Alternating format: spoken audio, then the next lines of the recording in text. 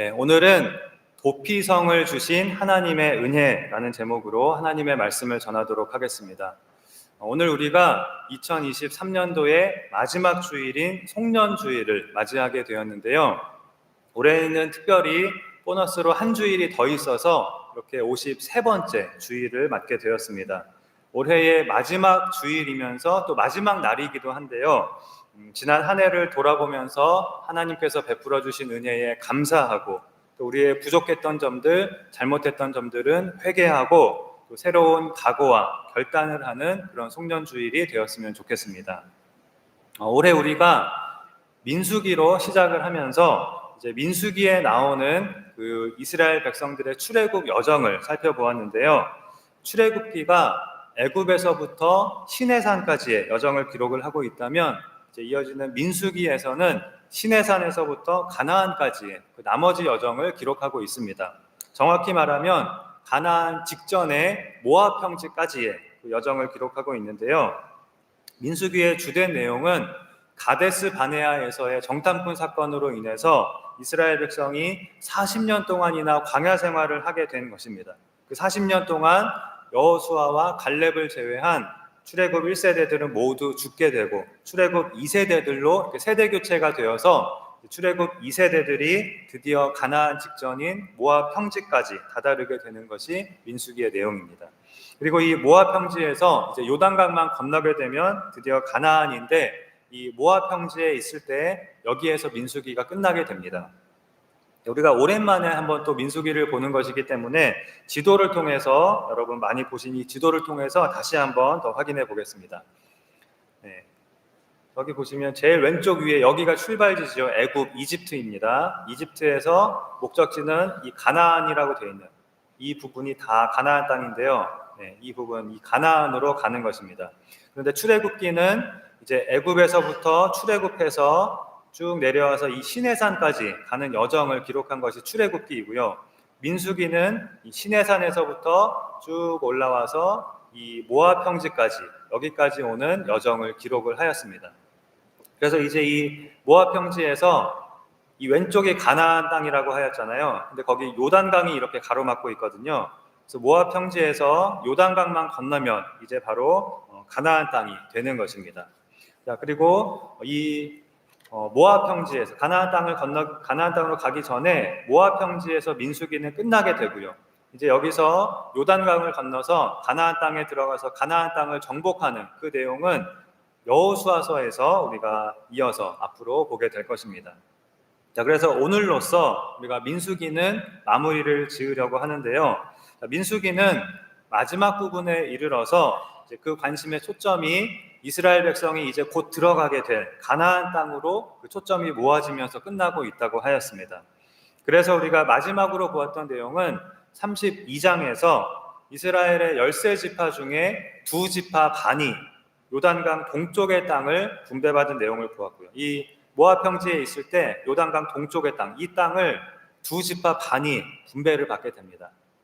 여기는 2지파 반의 땅이 됩니다.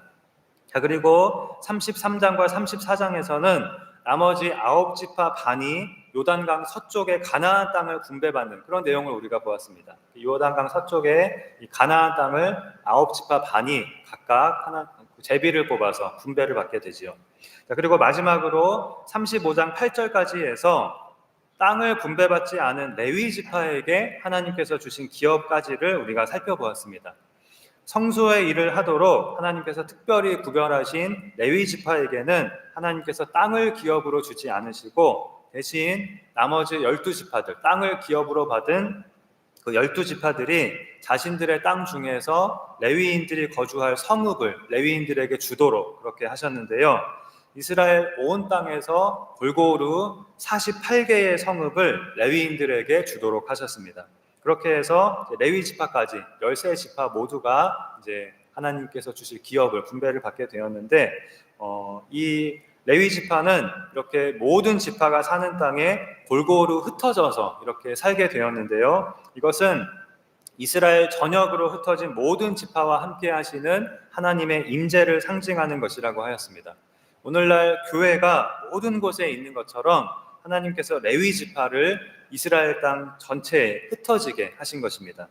어쨌든 아직 가나안 땅에 들어간 것은 아니지만 아직 장소는 여전히 모압 평지였지만 가나안 땅은 이미 하나님께서 주시기로 약속한 땅이었기 때문에 하나님은 미리 이 땅들을 분배를 해주셨고 이스라엘 백성들은 믿음으로 그 땅들을 이미 자신들의 땅인 양 그렇게 분배받은 것이 민수기의 마지막 내용이라고 할 수 있습니다. 그럼 앞에서 우리가 민수기 35장 8절까지를 살펴보았는데요.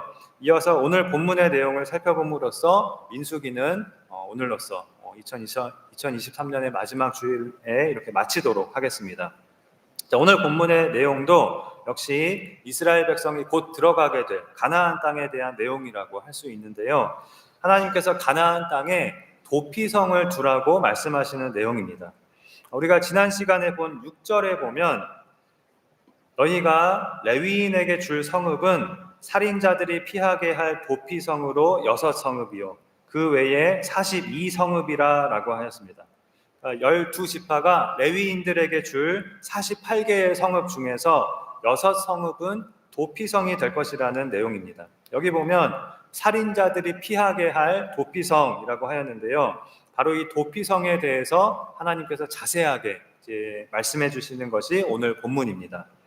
오늘은 이 도피성에 대해서 살펴보면서 하나님께서 이스라엘 백성에게 도피성을 주신 것을 통하여 신약의 백성인 우리가 깨달아야 할 것은 무엇인가에 대해서 생각해 보도록 하겠습니다. 오늘 본문 11절에 보면 너희를 위하여 성읍을 도피성으로 정하여 부지 중에 살인한 자가 그리로 피하게 하라 라고 하였습니다. 도피성은 말 그대로 도피하는 성읍, 피하는 성읍인데요. 모든 살인자가 이 도피성으로 피할 수 있는 것은 아니었습니다. 살인을 저지른 사람 중에 특별한 경우만 이 도피성으로 피할 수가 있었는데요. 부지 중에 살인한 자라고 하였습니다.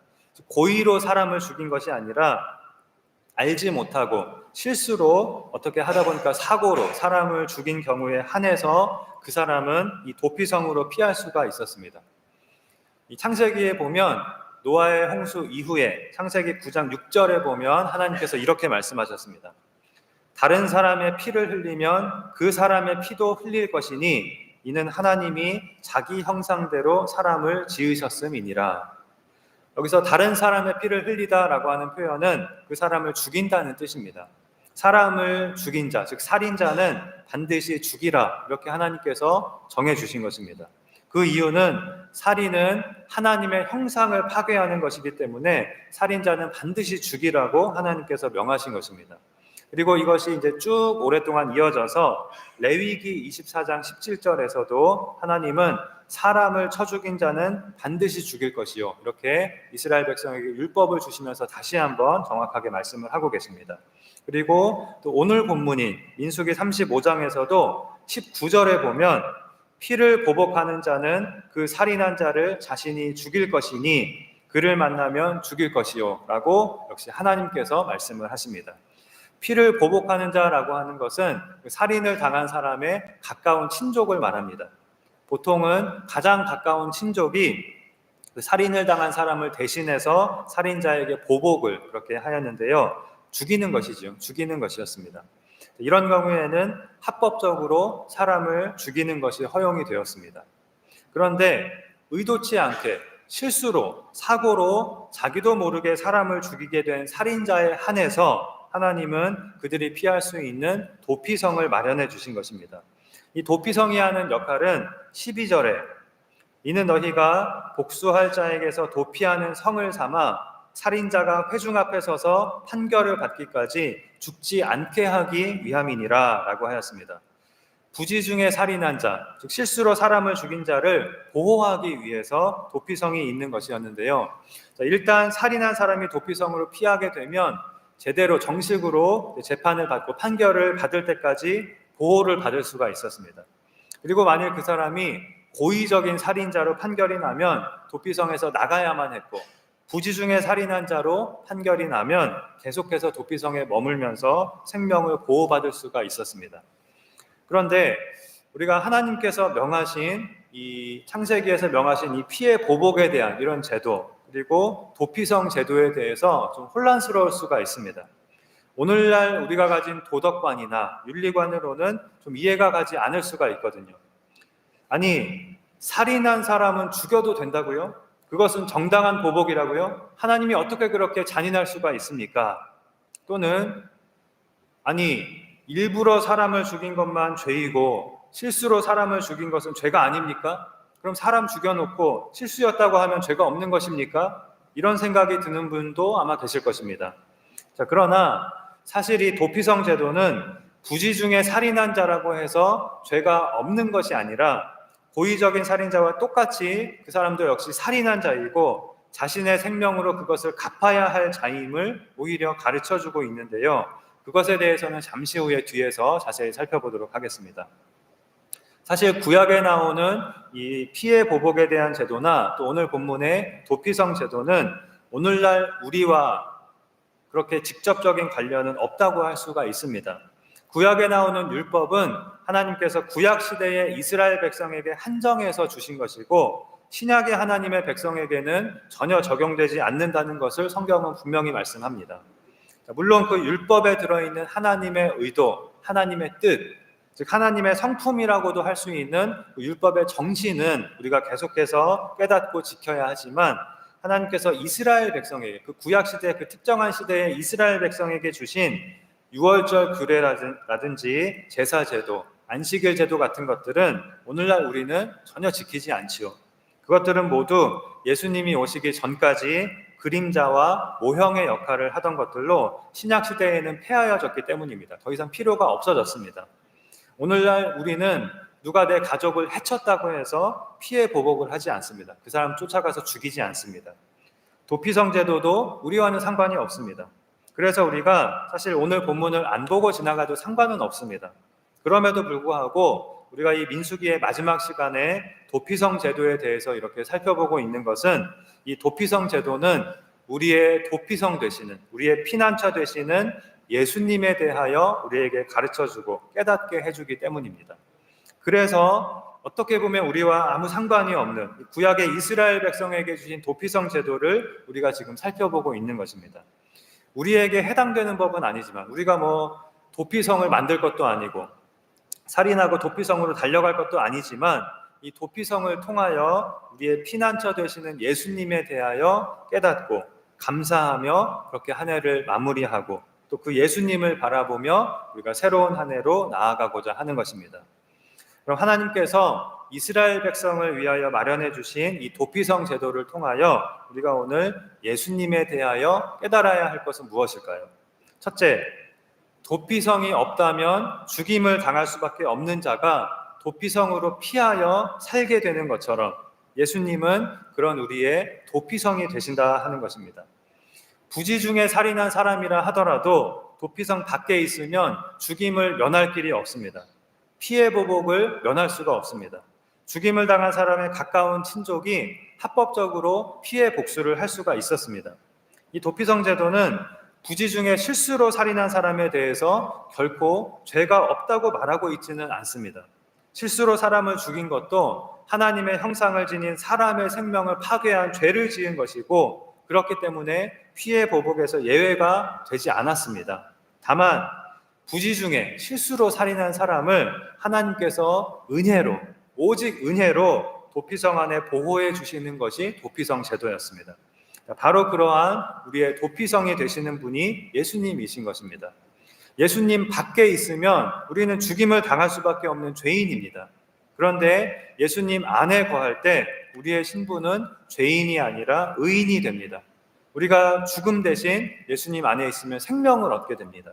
예수님은 그런 우리의 도피성이 되시는 것입니다. 그렇다면 이러한 도피성 예수님이 필요한 사람은 누구일까요? 우리 모두이지요. 모든 사람은 도피성 예수님이 필요합니다. 모든 사람은 예수님이 없으면 죄인으로서 지옥에 갈 수밖에 없다고 성경은 분명하게 우리에게 가르쳐주고 있습니다. 부지 중에 살인한 자라고 하는 이 말이 그것을 잘 보여줍니다. 여러분, 만일 도피성이 극악무도한 살인자를 위하여 준비된 것이었다면, 그런 사람을 위한 도피성이었다면 우리는 도피성은 나하고는 별 상관이 없는 것이구나, 나는 누구를 살인한 사람도 아니고 앞으로도 나는 누구를 살인할 것도 아닌데 이 도피성은 나랑은 좀 아무 관계가 없구나, 이렇게 생각할 수가 있을 것입니다. 그런데 부지 중에 살인한 자, 실수로 살인한 자는 누구나 될 수 있는 것입니다.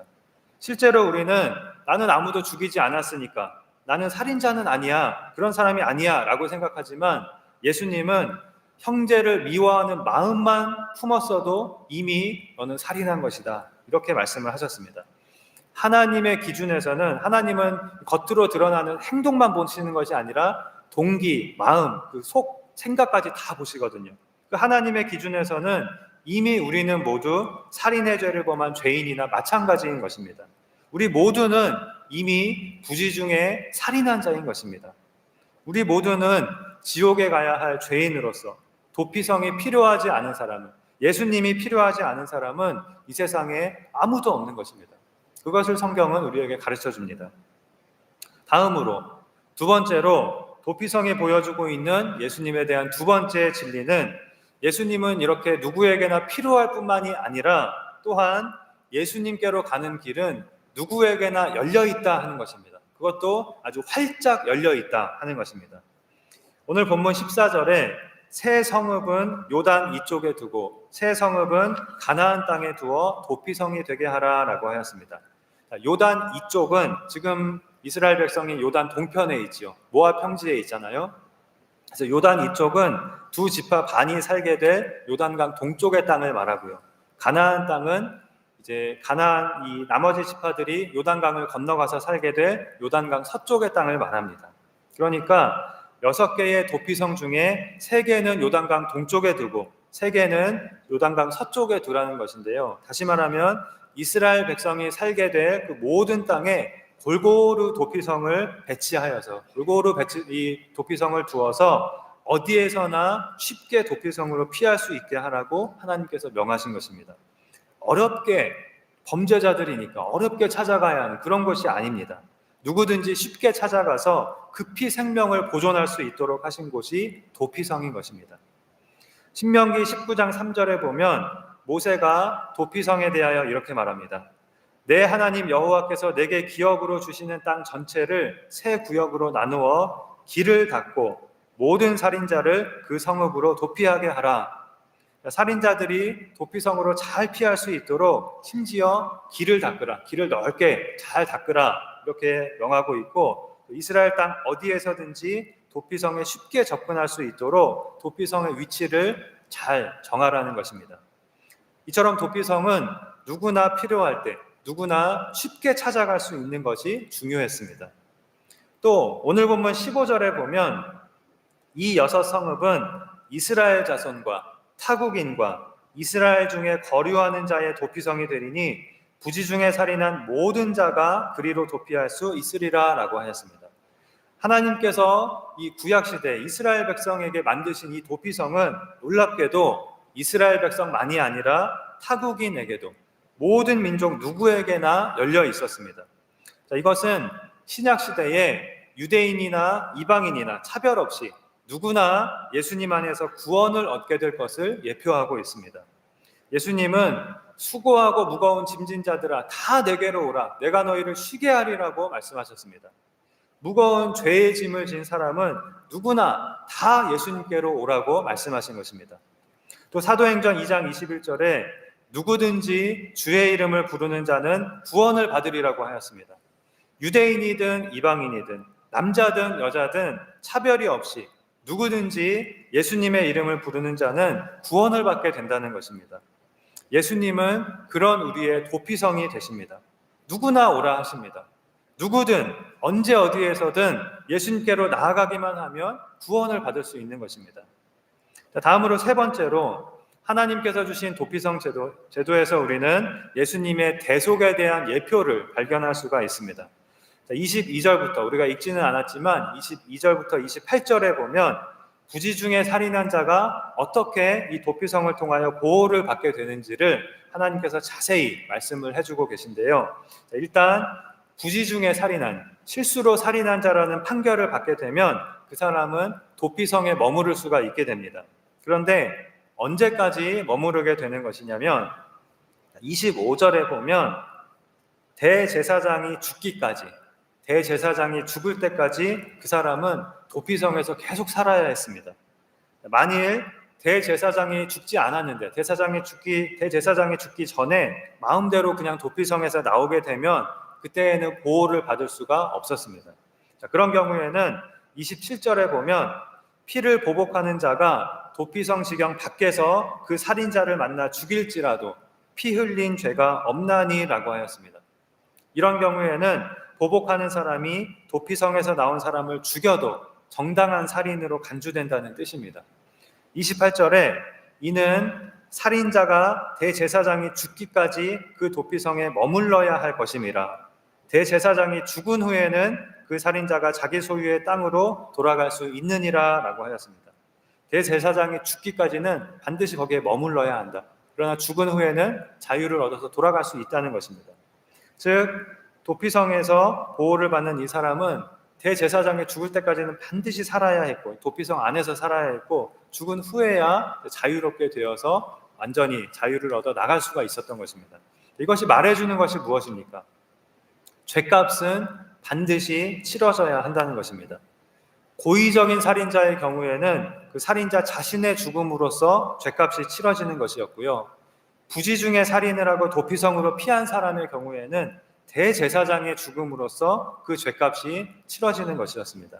그래서 대제사장이 죽은 후에는 자유를 얻어서 도피성에서 나올 수가 있었습니다. 그러나 대제사장이 죽기 전에 도피성에서 나오면 자신의 생명으로 죄값을 치러야만 했습니다. 물론 대제사장의 죽음은 자연적 죽음이지만 이제 나이가 많아져서 죽는 그런 죽음이지만 이 대제사장의 죽음은 도피성으로 피한 모든 살인자들을 대신하여 죽는 그런 대속적 죽음으로 간주가 된 것입니다. 바로 이 대제사장의 대속적 죽음은 십자가에서 우리를 대신하여 죽으신 예수님의 대속적 죽으심을 예표하고 있습니다.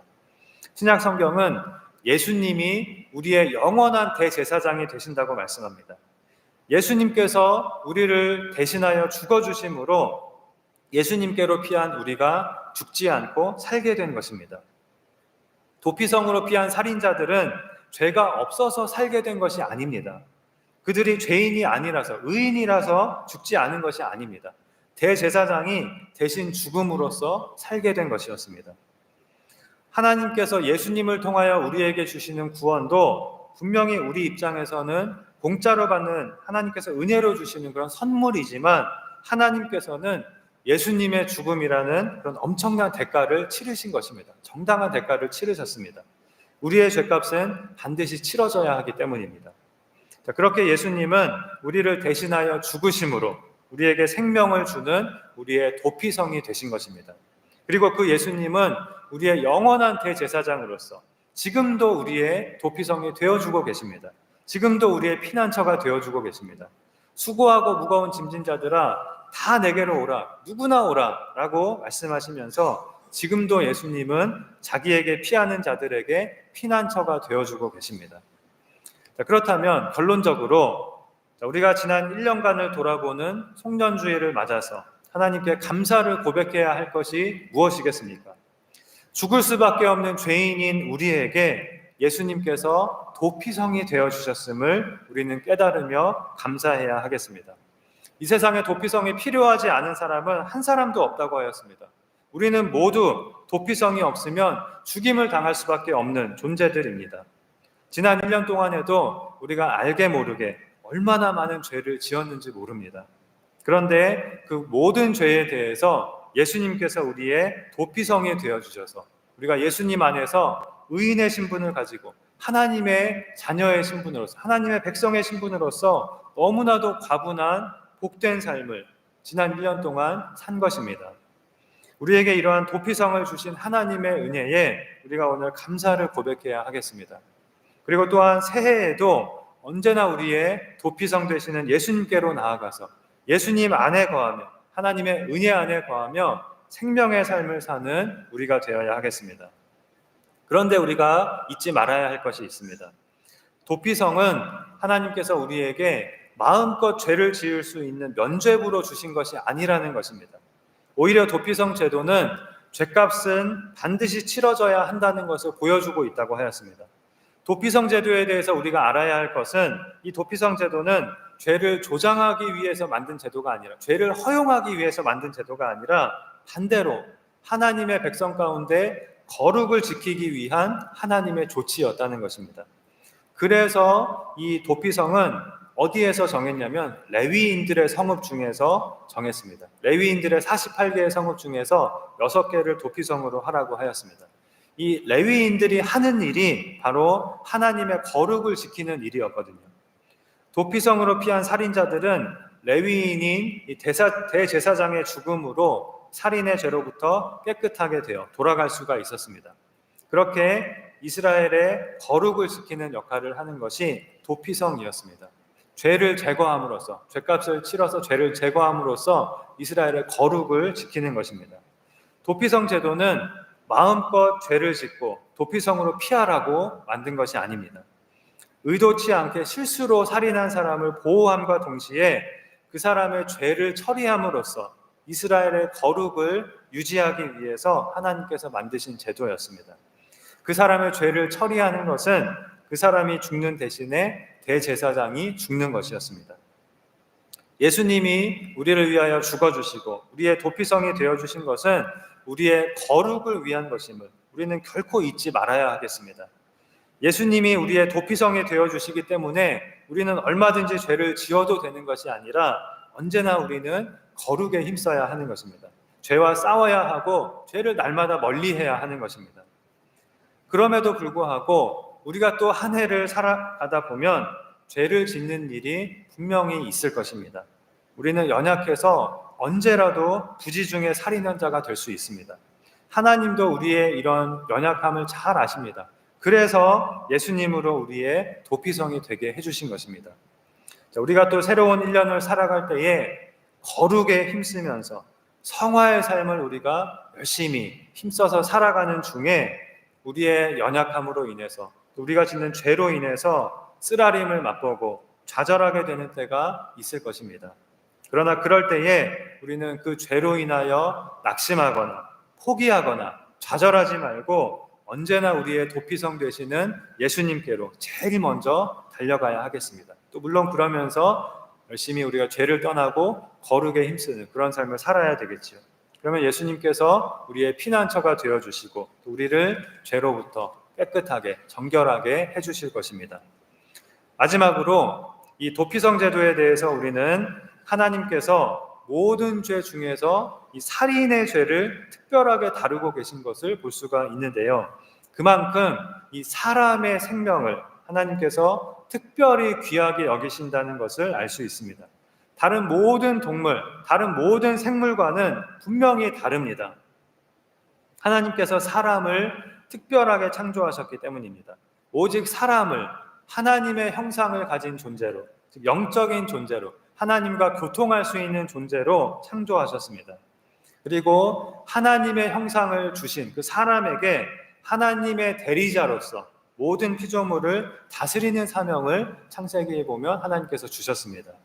그래서 하나님은 사람의 생명을 귀하게 여기시고 우리에게도 사람의 생명을 귀하게 여기라고 이렇게 특별하게 명하고 계신 것입니다. 우리가 깨달아야 할 것은 사람은 동물과는 다르다는 것입니다. 그저 동물 중에 하나가 아닙니다.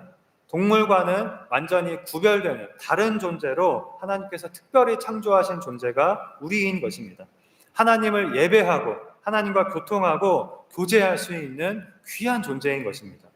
동물들은 못합니다. 하나님을 예배하지도 못하고 하나님과 교통하지도 못합니다. 그러나 사람은 그렇게 할 수 있는 귀한 존재인 것입니다. 뿐만 아니라 우리는 하나님께서 무려 자녀로 삼으신, 하나님의 자녀로 삼으신 그런 귀한 존재인 것입니다. 그렇다면 우리가 동물처럼 살아서는 안 되겠지요. 그저 먹고 마시고 일하고 자고 놀고 이것으로 끝나는 삶을 살아서는 안 되는 것입니다. 하나님을 예배하고 하나님과 교제하는 삶을 살아야 하는 것입니다. 사람의 행복은 먹고 마시고 일하고 자고 놀고 여기에 있는 것이 아닙니다. 사람의 행복은 하나님을 예배하고 하나님과 교통하고 하나님과 교제하는 것에 있는 것입니다. 느헤미야 8장 10절에서 느헤미야는 유다 백성들에게 이렇게 말합니다. 여호와로 인하여 기뻐하는 것이 너희의 힘이니라. 이렇게 말씀합니다. 여러분 한번 따라해 보시기 바랍니다. 여호와로 인하여 기뻐하는 것이 너희의 힘이니라. 네. 하나님과 교통하며 하나님을 기뻐하는 것이 우리의 힘이고 우리의 또 행복인 것입니다. 우리가 반드시 그런 복된 삶, 행복한 삶을 살아야 하겠습니다. 그리고 내가 아닌 다른 사람에 대해서도 모든 사람은 하나님의 형상을 지닌 귀한 존재라는 인식을, 하나님께서 그 사람의 생명을 귀하게 여기시는 그런 귀한 존재라는 인식을 우리는 가져야 하겠습니다. 믿지 않는 사람이라 하더라도 언제든 하나님의 자녀가 될 수 있는 그런 사람인 것입니다. 그러므로 우리는 다른 사람에 대해서 모든 사람의 생명을 귀하게 여기고 주님이 다시 오실 때까지 주님께서 우리에게 맡겨주신 추수의 사명, 구원의 사명에 힘쓰는 삶을 계속해서 살아가야 하겠습니다. 그럼으로써 새로운 한 해에도 우리의 피난처 되시는 예수님 안에서 생명을 누리면서 거룩과 성화의 삶을 살아가며 또한 하나님을 예배하고 하나님과 교제함으로 인하여 기뻐하는 행복한 삶을 살며 또한 많은 사람을 생명으로 인도하는 복된 삶을 살아가는 우리 모두가 되기를 주님의 이름으로 축원합니다. 기도하시겠습니다. 하나님 아버지, 지난 1년 동안 예수님께서 우리의 도피성이 되어주셔서 우리가 예수님 안에서 하나님의 자녀로 생명의 삶을 살아가게 하여 주신 은혜를 감사드립니다. 이제 새로운 한 해에도 우리가 늘 우리의 피난처 되시는 예수님께로 나아가되 하나님께서 원하시는 거룩에 힘쓰며 죄를 멀리하고 죄를 이기는 삶을 살게 하여 주시고 늘 하나님과 동행하며 하나님을 기뻐하고 하나님을 기쁘시게 하는 복된 삶을 살아가는 우리 모두가 되도록 인도하시고 축복하여 주시옵소서. 믿사오며 예수님의 이름으로 기도하옵나이다. 아멘.